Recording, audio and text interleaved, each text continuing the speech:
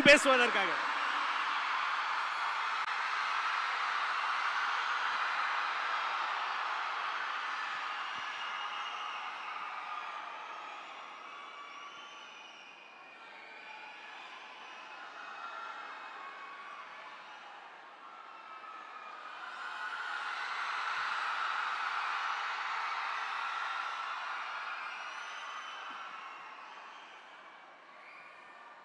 நாட்டுக்காக உழைப்பதற்கு அண்ணா பிறந்தார்.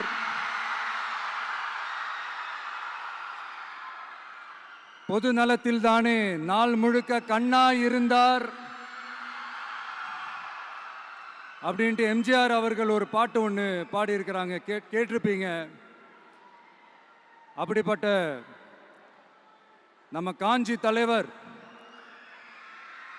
அறிஞர் அண்ணா அவர்கள் பிறந்த மாவட்டம் தான் இந்த காஞ்சிபுரம் மாவட்டம்.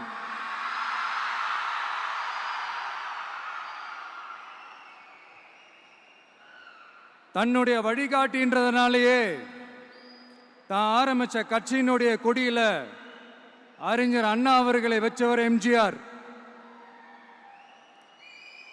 ஆனா அறிஞர் அண்ணா அவர்கள் ஆரம்பிச்ச அந்த கட்சியை அதுக்கப்புறம் கைப்பற்றினவங்க என்னெல்லாம் பண்றாங்கன்னு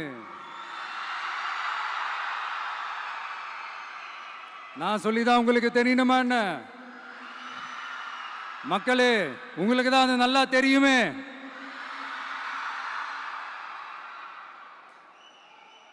தனிப்பட்ட முறையில் எங்களுக்கும் அவங்களுக்கும் எந்த பிரச்சனையும் கிடையாதுங்க. எந்த வாய்க்கா வரப்பு தகராறுலாம் எதுவுமே கிடையாதுங்க. அப்படியே இருந்தாலும் அது நம்ம கண்டுக்கவே போறது இல்லைங்க. தனிப்பட்ட முறையில் அவங்களுக்கு வேணா நம்ம மேல வன்மத்தோட இருக்கலாங்க. ஆனா நாமெல்லாம் அப்படி கிடையவே கிடையாதுங்க. ஆனா உங்களை என்ன நம்ம எல்லாரையும் பொய் சொல்லி நம்ப வச்சு ஓட்டு போட வச்சு ஏமாத்தினாங்கல்ல,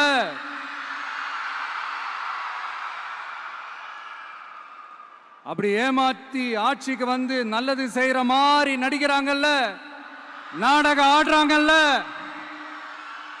அவங்கள எப்படி நம்ம கேள்வி கேட்காம இருக்க முடியும்? அதனால அவங்கள நம்ம கேள்வி கேட்காம விட போறதே இல்லை.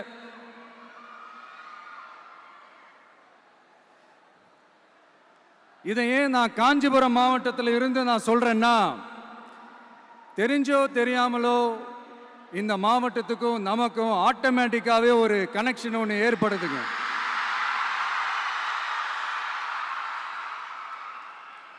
ஏன்னா நம்மளுடைய முதல் கள பயணத்தை தொடங்கினதே பரந்தூர்ல இருந்து தான்.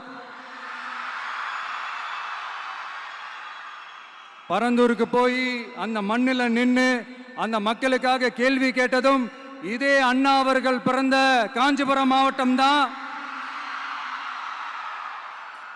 இன்னைக்கு ஒரு பெரிய மனவேதனைக்கு அப்புறம் இந்த மக்கள் சந்திப்பு நிகழ்ச்சிக்கு வந்திருக்கிறதும் அதே அண்ணா அவர்கள் பிறந்த காஞ்சிபுரம் மாவட்டம் தான்.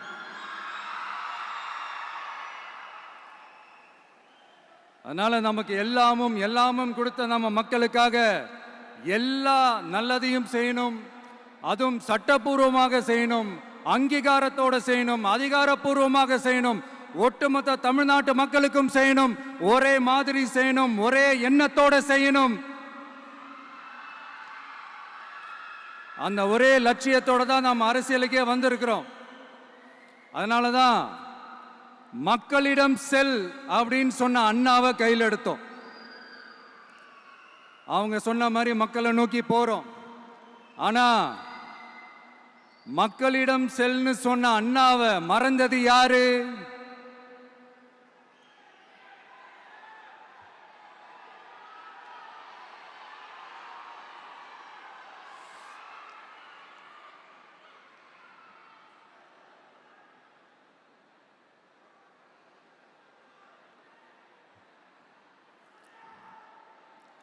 கொள்கையா? அதனப்பா கிலோ என்ன விலை என்னன்னு கேட்கிற அளவுக்கு அப்படி ஒரு கட்சியை ஒன்று நடத்திக்கிட்டு அந்த கட்சியினுடைய தலைவர் தமிழ்நாட்டு முதல்வர் சொல்றாரு, நமக்கு கொள்கை இல்லையா? எப்படி? நமக்கு கொள்கை இல்லையா? பிறப்புக்கும் எல்லா உயிருக்கும்னு ஒரு அடிப்படை கோட்பாட்டை நம்ம கட்சியினுடைய ஒரு முக்கிய கோட்பாட்டை அறிவிச்ச நமக்கு கொள்கை இல்லையா? எல்லாருக்கும் எல்லாமும் கிடைக்கணும், சமூக நீதி கிடைக்கணும், அந்த சமூக நீதி உண்மையான சமூக நீதியா இருக்கணும், சாதிவாரி கணக்கெடுப்பு நடத்தணும்னு ரொம்ப ஸ்ட்ராங்கா சொன்ன நமக்கு கொள்கை இல்லையா? CAA அறிவிச்சதுக்கு அப்புறம் அப்ப நம்ம கட்சி ஆரம்பிக்கிறதுக்கு முன்னாடியே எதிர்த்த நமக்கு கொள்கை இல்லையா? வகுப்பு சட்டத்தை எதிர்த்து உச்ச நீதிமன்றத்துக்கு முதல்ல போன நமக்கு கொள்கை இல்லையா? நீட்ட வந்தா ஒழிச்சிருவேன், நீட்ட வந்தா அழிச்சிருவேன், ஆட்சிக்கு வந்தவனே ரத்து செய்யறதே நீட்ட தான், அப்படி இப்படின்னு கதையெல்லாம் விடாம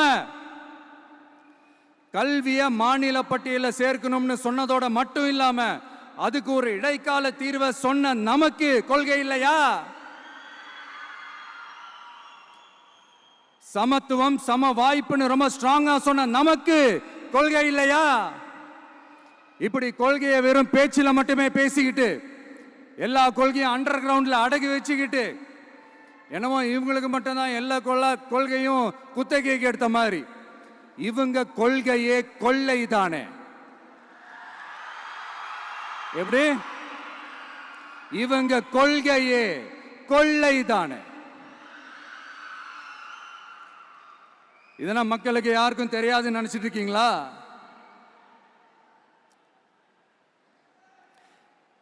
எங்க கட்சி ஒன்றும் சங்கரமணம் இல்லைன்னு சொன்னது யாரு? யார் சொன்னாங்க? ஏன் சொன்னாங்க? எதுக்கு சொன்னாங்க? இப்போ உங்க கட்சியில என்ன நடந்துகிட்டு இருக்குது அதையும் கொஞ்சம் யோசிச்சு பாருங்க, இதையும் கொஞ்சம் யோசிச்சு பாருங்க. அதனால பாப்பா, பவள விழா பாப்பா, நீ பாசாங்கு காட்டாத பாப்பா, நீ நல்லவர்கள் போல் நடிப்பதை பார்த்து நாடே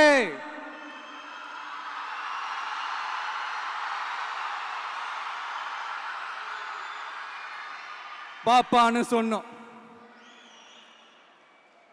அப்ப கூட பாத்தீங்கன்னா பாப்பான்றது ரொம்ப ஆசையா பாசமா சாஃப்டா தான் சொன்னோம். அதையே நீங்க அதிர்ச்சியா எடுத்துக்கிட்டீங்கன்னா அதுக்கு நாங்க என்ன பண்றது? அதே நீங்க விமர்சனம்னு சொன்னீங்கன்னா நாங்க என்ன பண்றது? இன்னும் நாங்க விமர்சனம் செய்ய ஸ்டார்ட் பண்ணவே இல்லையே, இன்னும் நாங்க அடிக்க ஸ்டார்ட் பண்ணவே இல்லையே, அதுக்குள்ள அலர்னா எப்படி?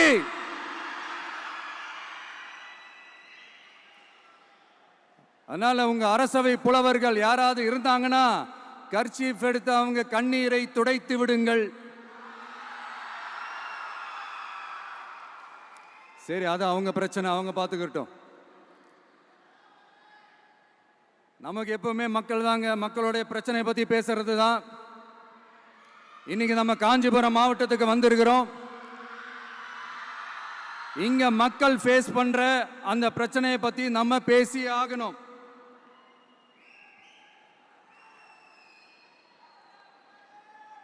இந்த காஞ்சி மண்ணை வாழ வைக்கிற ஜீவ நதி பாலாறு, உயிர் நதி பாலாறு. இந்த மக்களோட உயிரோடவும் ரத்தத்தோடும் கலந்து ஓடுவது பாலாறு. அந்த பாலாறை இன்னைக்கு பெரியார் பெயரையும் அண்ணா பெயரையும் சும்மா பேருக்கு வச்சுக்கிட்டு ஆட்சி நடத்துறவங்க என்ன பண்றாங்க தெரியும்ல? சுரண்டிட்டாங்க, கொள்ளையடிச்சிட்டாங்க, நாசம் பண்ணிட்டாங்க, மோசம் பண்ணிட்டாங்கன்னு இன்னும் என்ன வேணாலும் சொல்லலாம். ஆக மொத்தம் அழிச்சிட்டாங்க. இதை நான் எதுவும் போற போக்கில் எதுவும் அடிச்சு விடலங்க, ஆதாரத்தோட தான் சொல்றேன். அனுமதிக்கப்பட்ட அந்த லெவலை தாண்டி 22,70,000 யூனிட் மணலை கொள்ளையடிச்சிருக்கிறாங்க. ஆக மொத்தம் இதுல அவங்க அடிச்ச கொள்ளை எவ்வளவு தெரியுமா? ரொம்பலாம் இல்ல, கம்மி தான். 4,730 கோடி. கம்மி தான் இல்ல?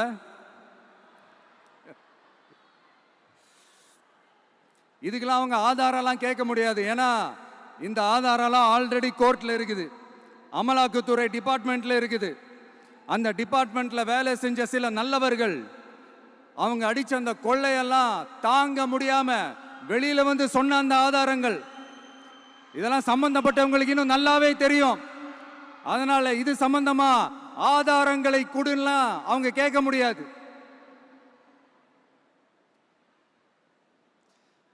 மணலை கொள்ளையடிச்சா நீர்நிலைகள் அழியும், ஏரி குளம் கண்மாய் எல்லாம் அழியும்.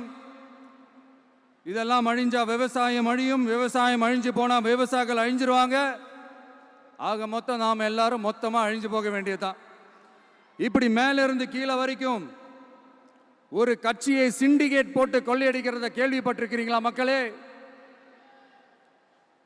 இதே காஞ்சிபுரத்தோட உலக பெருமை நம்ம பட்டும் கைத்தறி துணியும் அதை தயாரிச்சு கொடுக்கிற கைத்தறி நெசவாளர்களும் தான்.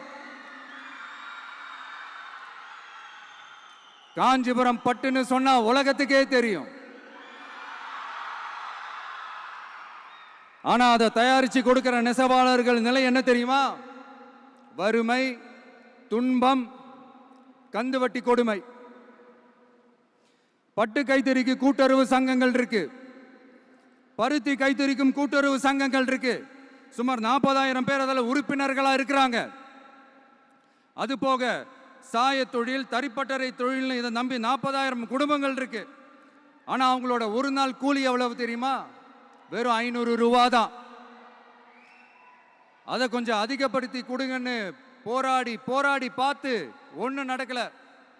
இதோட அவங்க கஷ்டம் முடிஞ்சுதா? வடகிழக்கு பருவமழை அந்த 500 ரூபா கூலிக்கு வேட்டு வச்சிடுச்சு. எப்படி விவசாயிகள் டெல்டா மாவட்டங்களில் மழையால பாதிக்கப்பட்டாங்களோ அவங்கள கண்டுக்காம எப்படி இந்த அரசாங்கம் கைவிட்டுடுச்சோ அதே மாதிரி தான் நம்ம கைத்தறி நெசவாளர்களும் மழையால பாதிக்கப்பட்டிருக்கிறாங்க. அடுத்து இந்த காஞ்சிபுரம் மாவட்டத்தோட பஸ் ஸ்டாண்டு 60 வருஷத்துக்கு முன்னாடி கட்டினதான். அண்ணா அவர்கள் ஆட்சிக்கு வந்தப்போ கட்டியிருப்பாங்க போல. அது இன்னும் புதுப்பிக்க கூட முடியாம கேட்டா என்ன சொல்லுவாங்க? அந்த லேண்ட் வந்து கேஸ்ல இருக்குது. இல்ல நான் கேட்கிறேன், ஒரு கவர்மெண்ட்னால வேற ஒரு நல்ல இடத்தை தேர்வு செஞ்சு ஒரு பஸ் ஸ்டாண்ட் கட்டி தர முடியாதா?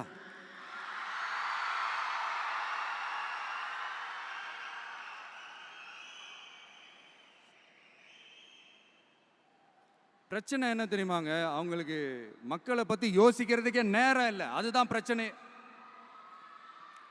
அடுத்து பாலாஜாபாத் பக்கத்துல அவலூர் ஏரி இருக்கு. அது பாலாற்றை விட உயரமா இருக்கு. அதனால என்ன ஆகுதுன்னா ஆத்து தண்ணி ஏரிக்கு போக முடியாம போயிடுது. அதை சரி பண்ணி அந்த இடத்துல ஒரு தடுப்பணையை கட்டினா ஏரி நிறைய தண்ணி நிற்கும். அப்படி நின்னா அவலூர் மட்டும் இல்ல, ஆசூர் உட்பட இன்னும் எத்தனை கிராமங்கள், எத்தனை ஆயிரம் ஏக்கர் விவசாயம் நல்லா நடக்கும். இதுக்கு இன்னும் எத்தனை வருஷம் மக்கள் கோரிக்கை கொடுக்கணும், மக்கள் போராடணும். இந்த பிரச்சனையெல்லாம் இருக்கிற அதே காஞ்சிபுரம் மாவட்டத்தில் தான் பரந்தூர் ஏர்போர்ட் கட்டுற பிரச்சனையும் இருக்குது. அந்த பிரச்சனையில கண்டிப்பா நாங்க விவசாயிகள் பக்கம் தான் நிற்போம். அதுல எந்த மாற்று கருத்துமே கிடையாது.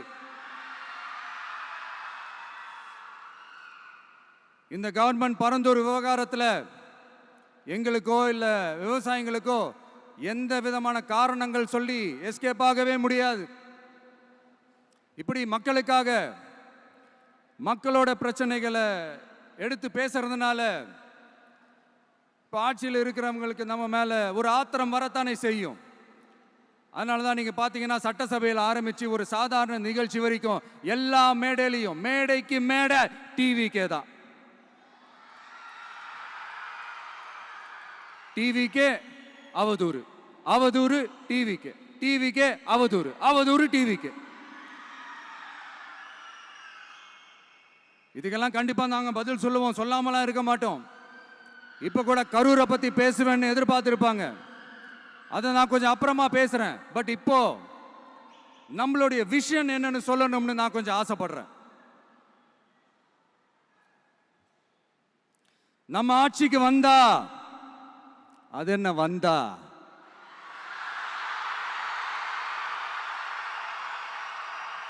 வருவோம்.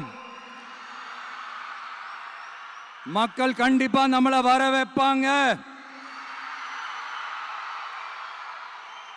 மக்களுக்கான ஆட்சியை மக்களே விரும்பி வர வைக்கத்தானே செய்வாங்க. அப்படி மக்களால் அமைக்கப்பட போற நம் ஆட்சியில நம்ம என்ன செய்ய போறோம்ன்றது அதுக்கான அந்த தேர்தல் அறிக்கையில் அதுக்கான விளக்கத்தை டெஃபினட்டா கொடுப்போம். பட் அதுக்கு முன்னாடி ஒரு சின்னதா லைட்டா நான் கொஞ்சம் அதை சொல்லணும்னு ஆசைப்படுறேன். எல்லாருக்கும் நிரந்தரமான வீடு இருக்கணும்.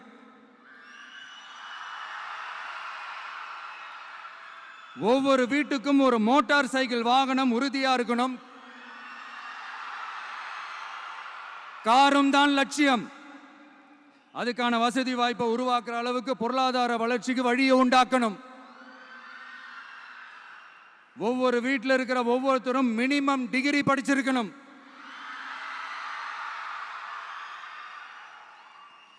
ஒவ்வொரு வீட்லையும் குறைந்தபட்சம் ஒருத்தருக்கு நிரந்தர வருமானம் கிடைக்கணும்.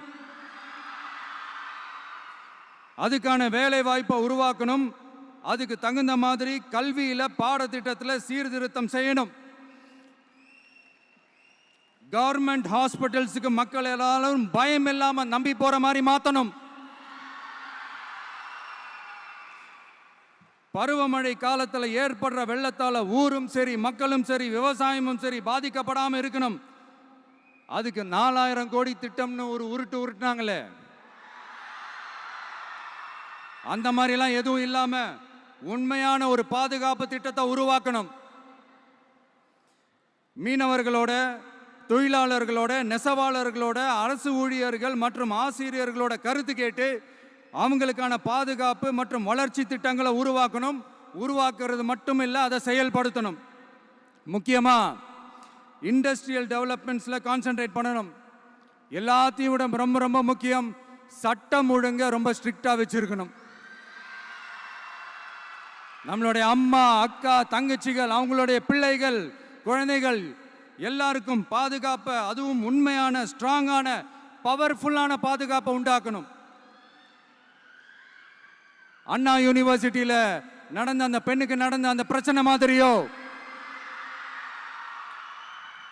இல்ல கோவையில் நடந்த அந்த கல்லூரி பெண்ணுக்கு நடந்த பிரச்சனை மாதிரியோ அதெல்லாம் நடக்க விடவே கூடாது. நம்ம வீட்டு பெண்கள் ஸ்ட்ராங்கா, பயமே இல்லாம தைரியமா இருக்கணும்.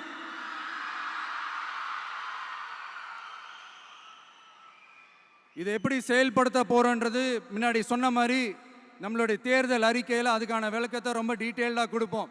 நான் சும்மா மற்றவங்க மாதிரி அவங்கள மாதிரி எல்லாத்தையும் அடிச்சு விட்டுட்டு ஏமாத்துற வேலையெல்லாம் இங்கே கிடையாது நம்ம கிட்ட. நான் மறுபடியும் சொல்றேன், நம்ம அரசியலுக்கு வந்தது உங்களுக்கு நல்லது நல்லது நல்லது மட்டுமே செய்யறது தான். எங்களுக்கு வேற எந்த அஜெண்டாவும் கிடையாது.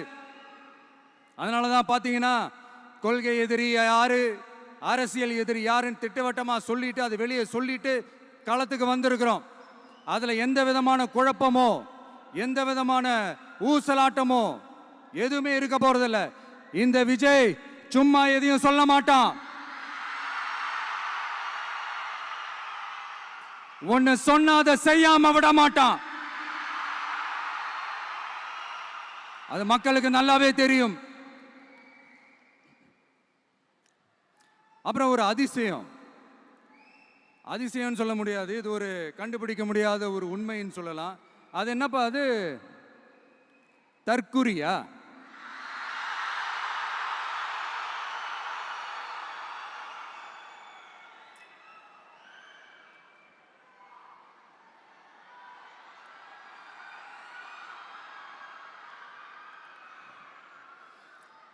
நம்ம டிவிகேக்கு சப்போர்ட் பண்ற கோடிக்கணக்கான லட்சக்கணக்கான மக்கள், நம்மளுடைய நண்பிகள், நம்மளுடைய ஜென்சி கிட்ஸ் எல்லாரையும் தற்குறிகள்னு சொல்லி வாங்கி கட்டிக்கிட்டு இப்போ அவங்களாம் தற்குறி எல்லாம் கிடையாது, அப்படியெல்லாம் அவங்கள கூப்பிடாதீங்க. அவங்க சங்கிகள்லாம் கிடையாது, அப்படிலாம் அவங்கள கூப்பிடாதீங்கன்னு சொல்லி ஒரு குரல். யாருடா அந்த குரல் அப்படின்னு பார்த்தா, இப்ப ரீசெண்டா அறிவு திருவிழான்னு ஒன்று நடத்தினாங்கல்ல, சாரி அவதூறு திருவிழா. அதுல அவங்க தலைமையே குழப்பற மாதிரி, அறிவு கண்ணை திறந்து வைக்கிற மாதிரி ஒருத்தர் பேசியிருக்கிறார். அவர் யாருன்னா அது அவங்களோட எம்எல்ஏவே. அந்த எம்எல்ஏ யாருன்னா நம்மளுடைய கொள்கை தலைவர்கள் ஒருத்தரான மக்கள் சேவகர் அஞ்சலை அம்மாளோட சொந்தக்காரர். என்னடா இது இப்படி ஆகி போச்சு, டிவிகேக்கு சப்போர்ட் பண்ற மாதிரி நம்ம கட்சியிலேருந்தே ஒரு குரல் வருதுன்னு சொல்லி தலைமையில் ஃபுல்லா கன்ஃபியூஷன். அந்த கன்ஃபியூஷன் இதோட நிக்காது, அந்த ஆதரவு குரல் ஒரு வீடு விடாம, ஒரு இடம் விடாம, எல்லா இடத்துலயும் எல்லா வீட்லயும் இன்னும் பலமா எதிரொலிக்குதான் இல்லையான்னு பாருங்க. சும்மா பிளாஸ்ட் தான்.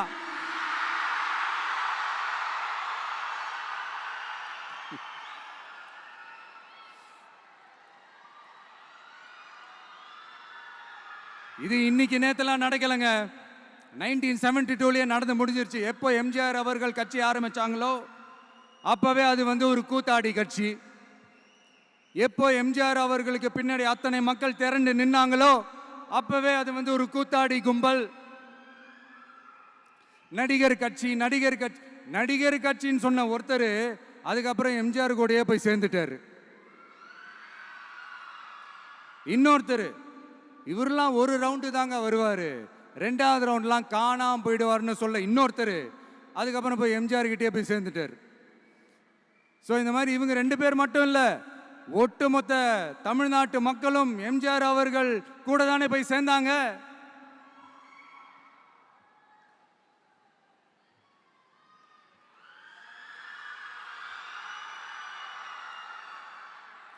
அதனால இது வரலாறு.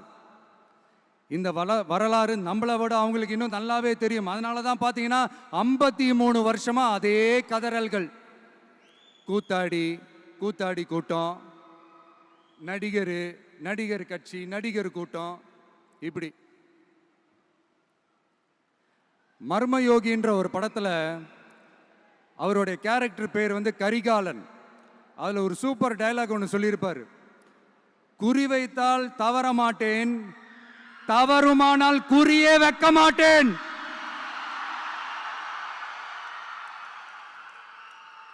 இதெல்லாம் யாருக்கு சொல்றோம், எதுக்கு சொல்றோம்னு புரிய வேண்டியவங்களுக்கு புரிஞ்சா நல்லா இருக்கும். ஏண்டா இந்த விஜய தொட்டோம்,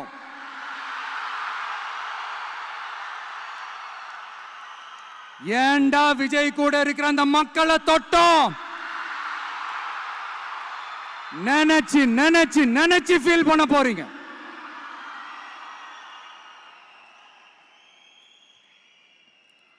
அப்புறம் நமக்கு இந்த அரசியல் புரிதல்லாம் இல்லை, அது இல்லை, இது இல்லை. அப்புறம் நான் கேட்குறேன், மக்கள் எல்லாரும் உங்களுக்கு தற்குறிகளா?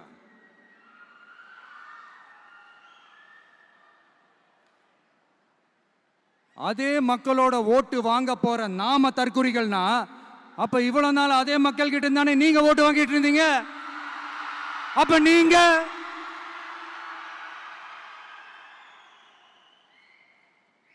அந்த மக்களுக்கு நீங்க காட்டுற மரியாதையும் நன்றியும் இதுதானா? ஒண்ணு மட்டும் சொல்றேன், எழுதி வச்சுக்கோங்க. இந்த தற்குறின்னு சொல்றீங்கல்ல, இந்த தற்குறிகள்லாம் ஒன்னா சேர்ந்துதான் வாழ்நாள் பூரா விடையை கண்டுபிடிக்காத முடியாத அளவுக்கு உங்க அரசியலே ஒரு கேள்விக்குறியாக்க போறாங்க.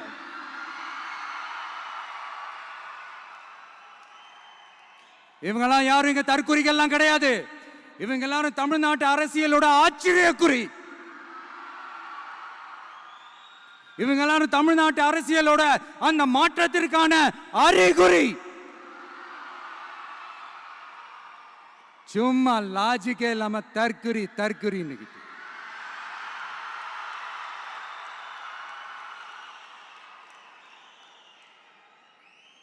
நண்பா, நன்றி.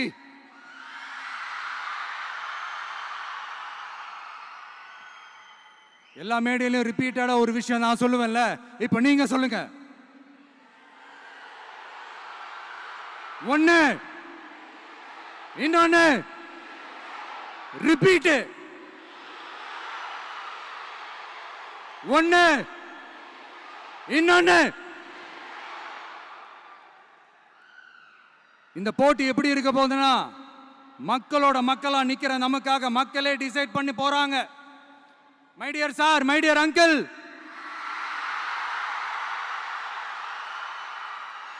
ஆல்ரெடி டிசைட் பண்ணியாச்சு. கான்பிடென்டா இருக்க மக்களே, நல்லதே நடக்கும், வெற்றி நிச்சயம். மீண்டும் சந்திக்கும் வரை நன்றி, வணக்கம்.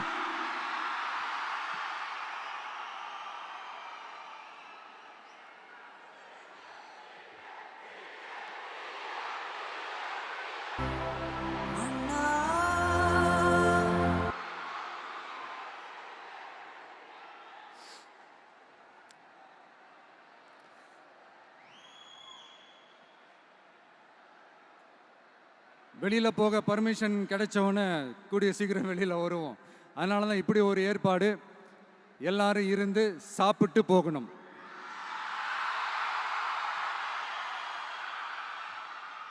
நன்றி, வணக்கம். சொல்ல மறந்துட்டேன், என் நெஞ்சில் குடியிருக்கும்